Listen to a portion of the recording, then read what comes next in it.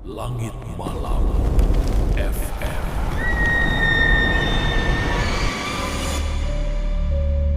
Assalamualaikum warahmatullahi wabarakatuh. Selamat malam para pendengar Langit Malam FM. Malam ini kembali saya hadir menemani kalian dengan sebuah kisah yang akan membuat bulu kuduk merinding. Kisah kita kali ini berjudul Saya Tidak Sendirian. Sebelum kita mulai, jangan lupa untuk dukung channel ini dengan cara like, share, dan subscribe agar kalian tidak ketinggalan kisah-kisah horor berikutnya. Baiklah, seperti apa kisahnya? Mari kita dengarkan bersama. Namaku Rani. Aku seorang mahasiswi semester 4. Dan ini adalah pengalaman yang sampai sekarang masih membekas jelas di kepalaku. Pengalaman yang membuatku sadar bahwa ternyata hidup sendirian di kosan bukan berarti benar-benar sendiri. Waktu itu, aku baru saja pindah ke Depok. Kosan yang kutempati sebenarnya tidak buruk. Kamarnya cukup luas, harganya terjangkau, ada dapur bersama di lantai bawah, dan dari luar tampak seperti rumah biasa. Aku sempat merasa beruntung bisa dapat tempat ini, karena banyak kos di sekitar kampus yang penuh. Hari-hari pertamaku berjalan normal. Aku kuliah, belajar, dan pulang malam tanpa masalah. Tapi, semakin lama aku tinggal di sana, aku mulai sadar ada yang tidak wajar. Kosan itu terlalu sepi. Kata ibu kos, semua kamar sudah terisi. Tapi anehnya, aku hampir tidak pernah melihat penghuni lain. Kadang terdengar pintu terbuka, langkah kaki di lorong, tapi aku tak pernah benar-benar berpapasan dengan siapapun. Bahkan, ibu kos jarang terlihat. Semua urusan pembayaran hanya lewat transfer. Awalnya aku tidak terlalu memikirkannya. Sampai suatu malam, aku mendengar sesuatu. Jam 2 lebih sedikit, saat aku baru selesai belajar, tiba-tiba terdengar suara dari dapur bawah. Suara yang sangat familiar. Suara seseorang yang sedang memasak. Ada denting sendok, bunyi panci digeser, bahkan samar terdengar kompor dinyalakan. Jantungku langsung berdegup kencang, karena suara itu persis seperti suara ibuku. Ibuku yang dulu sering membangunkanku untuk sahur, atau menyiapkan makan malam. Tapi, bagaimana mungkin? Ibuku sudah meninggal 6 bulan yang lalu. Aku berdiri lama di tangga, menahan napas. Dari celah gelap, aku melihat sesosok perempuan berdiri di depan kompor. Rambutnya diikat sederhana, bahunya kurus. Bahkan cara berdirinya mirip sekali dengan ibuku. Air mataku hampir jatuh. Aku ingin berlari. Aku ingin memeluknya. Tapi, sebelum sempat melangkah, sosok itu menoleh perlahan. Dan yang kulihat membuat tubuhku kaku. Bukan wajah ibuku, melainkan wajah yang tertutup rapat kain putih. Matanya terikat, mulutnya terikat, seolah-olah kain itu dijahit menempel di wajahnya. Dari balik kain itu, terdengar suara serak berbisik. "Kamu harus ganti tempatnya." Tubuhku langsung gemetar. Aku tidak bisa bergerak, tidak bisa berteriak. Kata-kata itu terngiang jelas di kepalaku. "Kamu harus ganti tempatnya." Sosok itu masih berdiri di depan kompor. Wajahnya terbungkus kain putih. Aku mundur perlahan, berharap itu hanya halusinasi. Tapi, tiba-tiba, kompor menyala sendiri. Api biru berkobar tinggi, lebih tinggi dari biasanya, seakan ingin melahap seluruh dapur. Aku tersadar, buru-buru berlari ke kamar.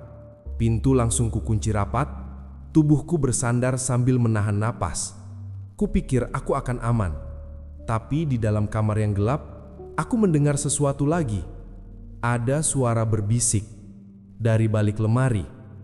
"Jangan takut, aku di sini." Suara itu lembut, hangat, dan entah kenapa terasa sangat familiar. Seperti suara ibuku, yang sebenarnya bukan seperti suara serak dari sosok di dapur tadi. Aku memberanikan diri mendekat. Perlahan ku buka pintu lemari. Kosong, hanya pakaian, buku, dan beberapa kardus. Tapi entah bagaimana aku merasa ada yang mengawasiku dari dalam sana. Malam itu, aku tidak bisa tidur. Aku duduk di pojok ranjang, menyalakan lampu kecil sambil terus menatap pintu lemari. Aku takut sekali kalau sosok itu muncul lagi. Esok paginya, aku langsung mencari ibu kos. Aku butuh jawaban, minimal agar bisa tenang.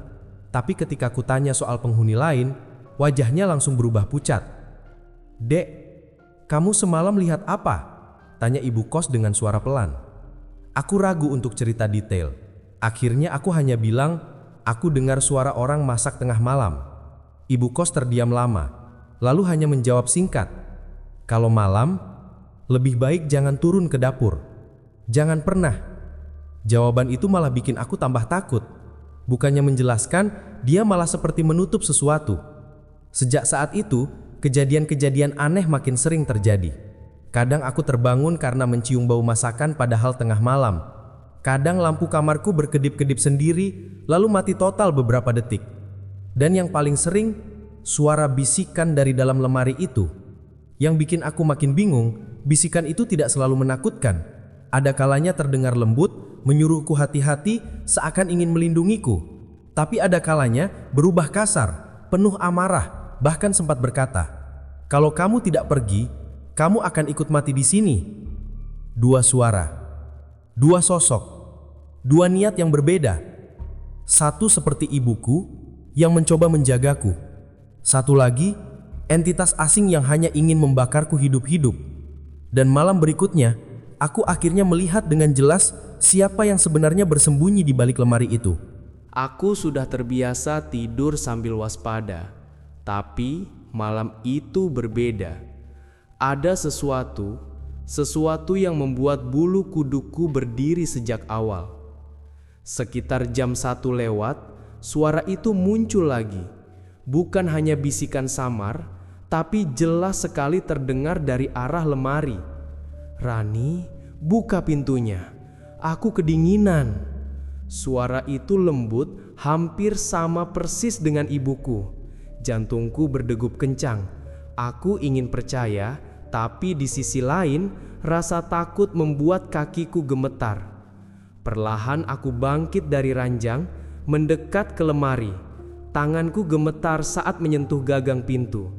Dan ketika pintu lemari itu kubuka, aku melihat sesuatu yang tidak akan pernah kulupakan seumur hidupku.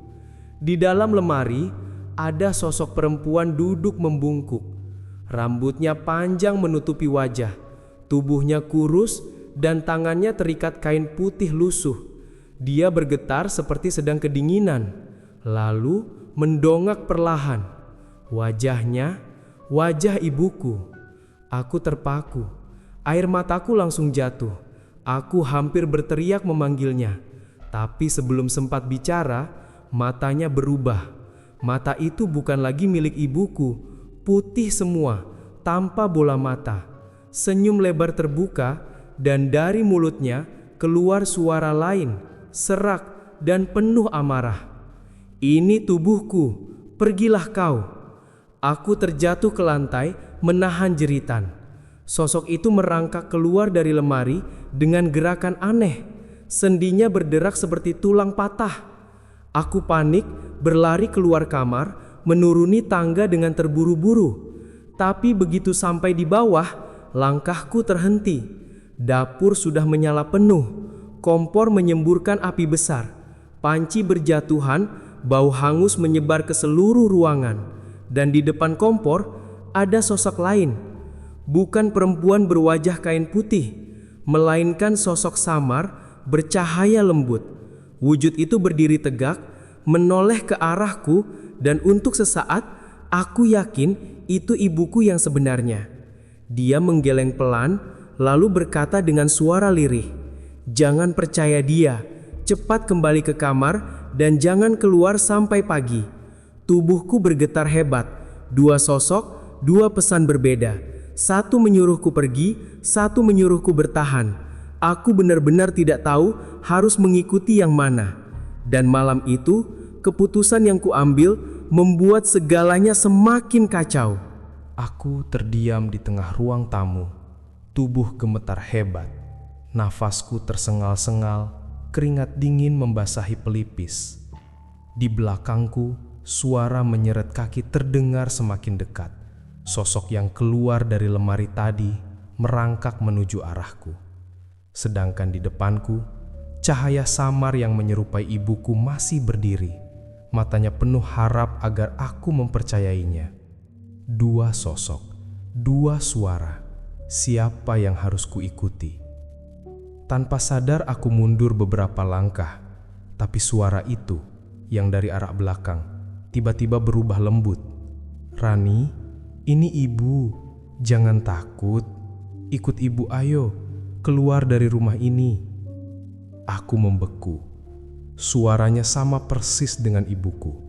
Nada, intonasi, bahkan cara memanggil namaku. Rasanya jiwaku hampir percaya. Tapi di detik berikutnya, suara itu berubah lagi menjadi serak, penuh kebencian. "Kalau kau tidak mau, biar aku yang bakar kau di sini." Dan saat kata-kata itu terdengar, api di kompor mendadak menyala lebih besar, seakan menyambar ke udara. Aku langsung menjerit, membalikan badan, lalu lari ke arah tangga.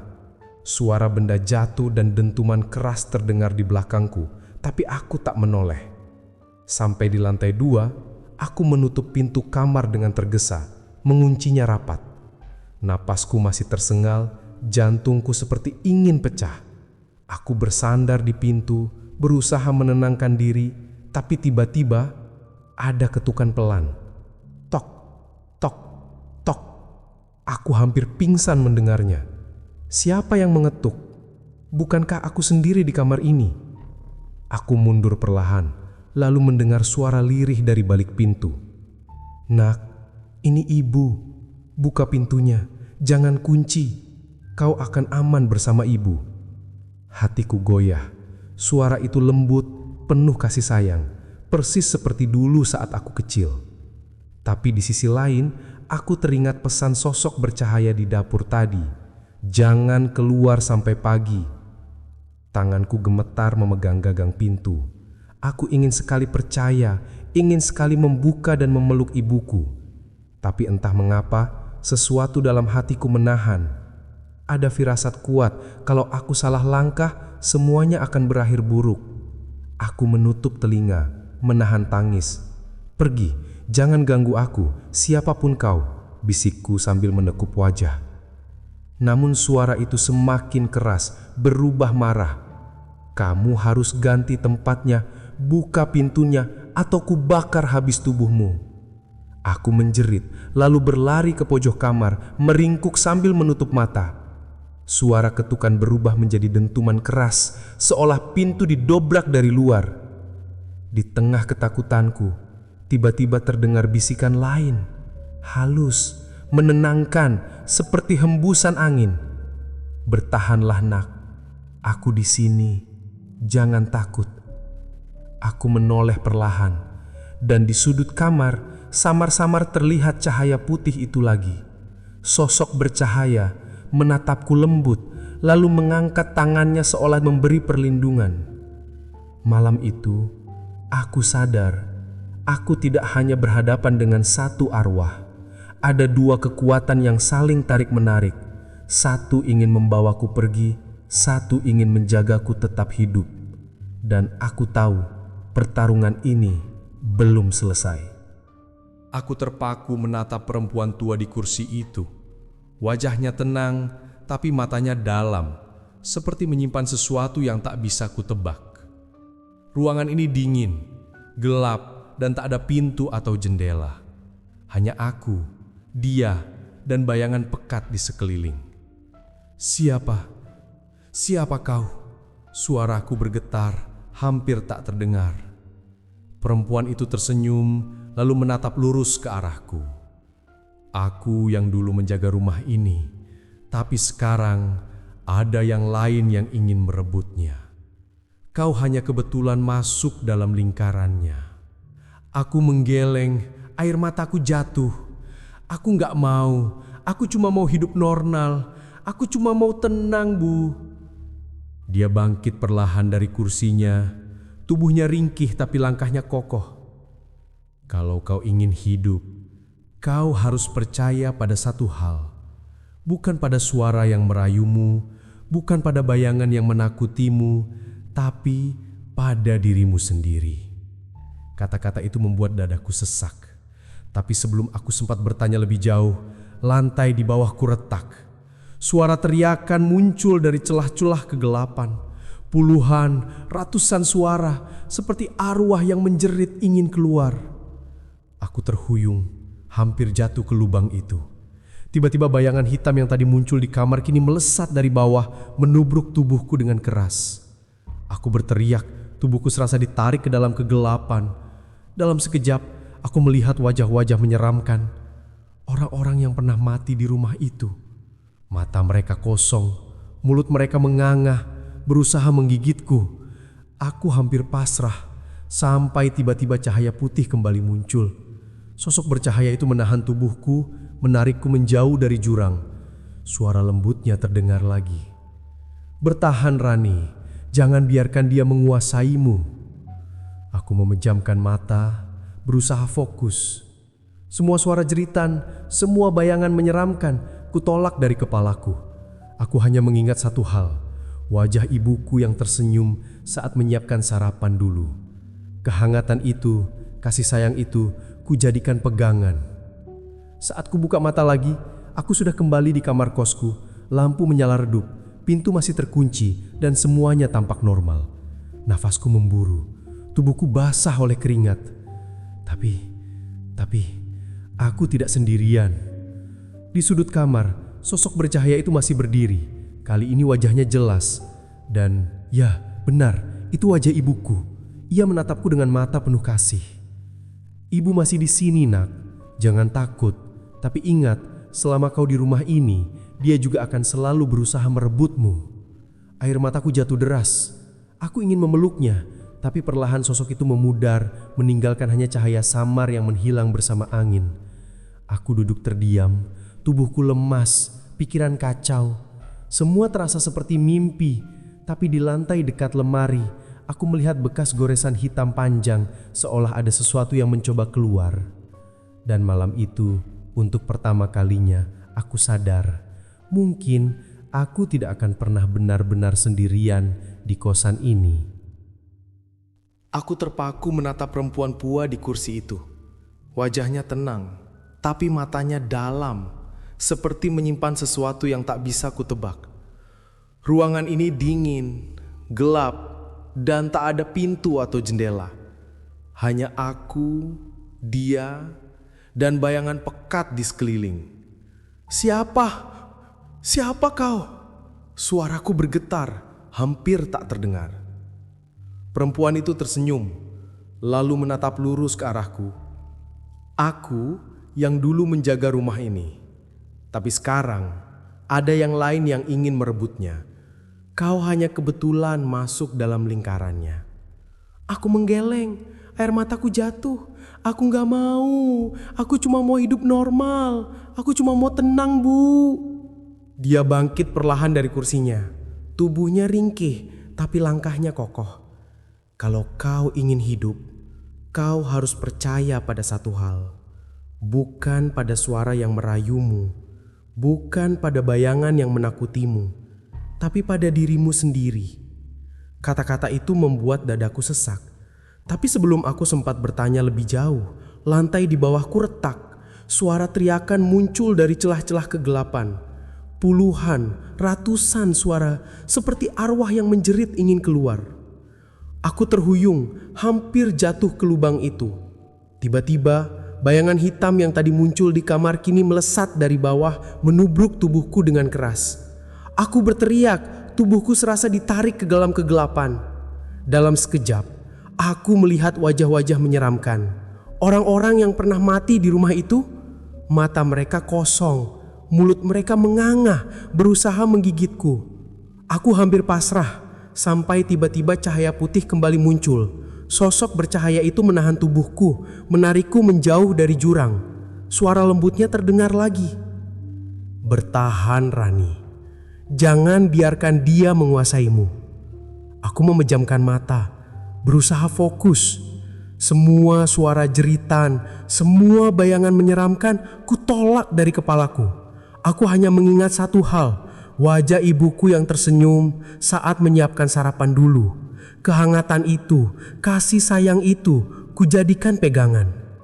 Saat ku buka mata lagi, aku sudah kembali di kamar kosku. Lampu menyala redup, pintu masih terkunci, dan semuanya tampak normal. Nafasku memburu.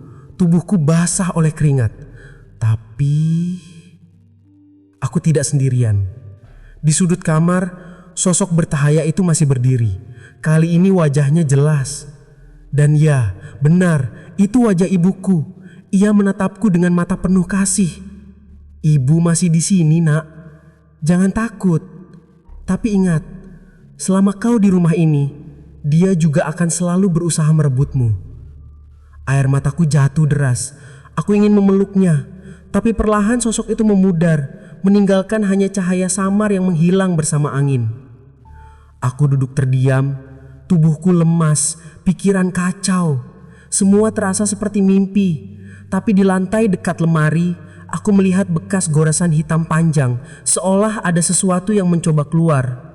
Dan malam itu, untuk pertama kalinya, aku sadar mungkin aku tidak akan pernah benar-benar sendirian di kosan ini. Teman-teman pendengar, itulah kisah nyata yang menimpa Rani, tentang kosan tua, tentang dua arwah yang saling berebut tubuhnya. Menurut kalian, apakah sosok bercahaya itu benar ibunya? Ataukah hanya ilusi lain dari arwah yang ingin menguasainya? Tidak ada yang tahu pasti, tapi satu hal yang jelas, kadang tempat yang kita anggap aman justru menyimpan rahasia yang paling gelap.